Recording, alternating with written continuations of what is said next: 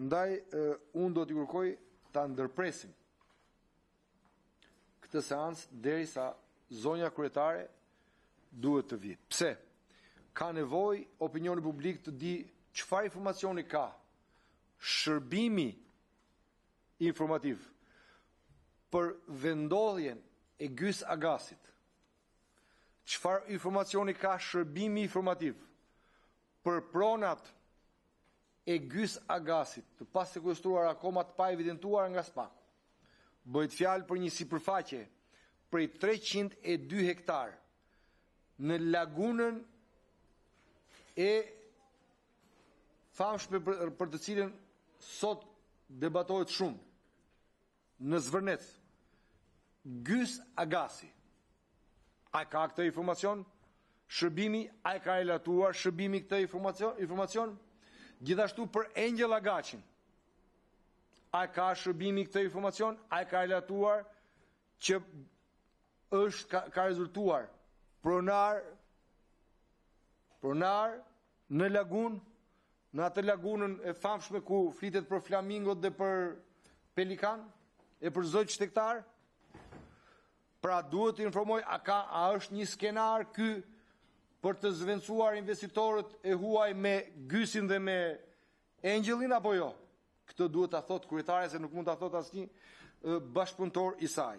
Gjithashtu, ka nevojë sot qytetarët të dinë ç'lidhje ka shërbimi informativ që është involvuar tërësisht brenda një proteste e cila ka një skenar mirëfilli politik. Çfarë do trupa operacionale e shërbimit brenda protestuesve, qytetarëve, të rinjve të rejeve që protestojnë për të rrëzuar Edi Ramën,